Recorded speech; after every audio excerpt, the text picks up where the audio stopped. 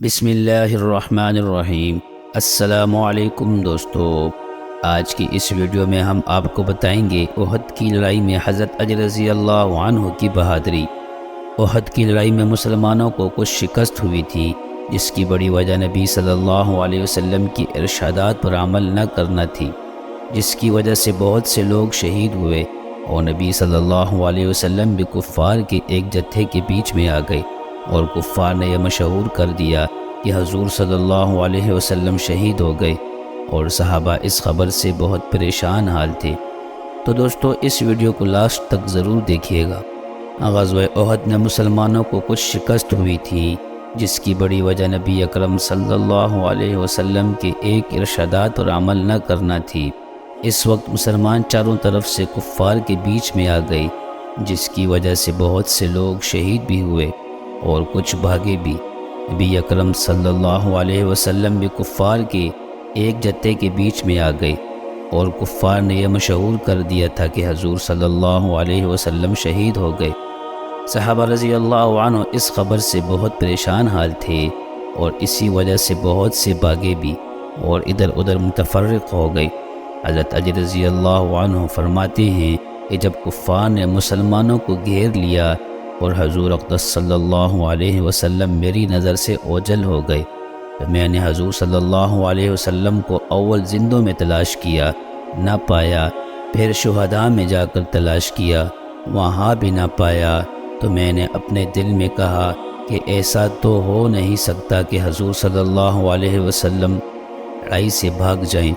بظاہر حق تعالی شانو ہمارے اعمال کی وجہ سے ہم پر ناراض ہوئے، اس لیے اپنے پاک رسول اللہ صلی اللہ علیہ وسلم کو آسمان پر اٹھا لیا۔ اس لیے اب اس سے بہتر کوئی صورت نہیں کہ میں بھی تلوار لے کر کافروں کے جتھے میں گھس جاؤں، یہاں تک کہ مارا جاؤں۔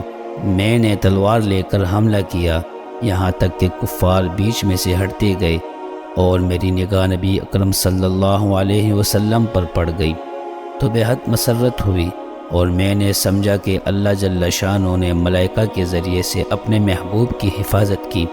میں حضور صلی اللہ علیہ وسلم کے پاس جا کر کھڑا ہوا کہ ایک جماعت کی جماعت کفار کی حضور صلی اللہ علیہ وسلم پر حملے کے لیے آئی۔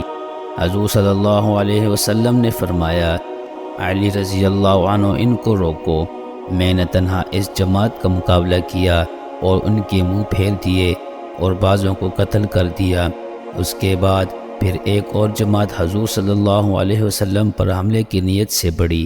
آپ صلی اللہ علیہ وسلم نے پھر حضرت علی رضی اللہ عنہ کی طرف اشارہ فرمایا، انہوں نے پھر تنہا اس جماعت کا مقابلہ کیا۔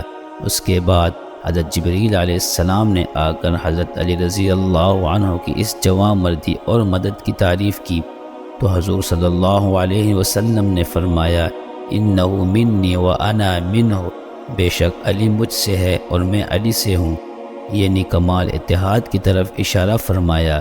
تو حضرت جبریل علیہ السلام نے عرض کیا، وَأَنَا مِنْكُمَا، میں تم دونوں سے ہوں۔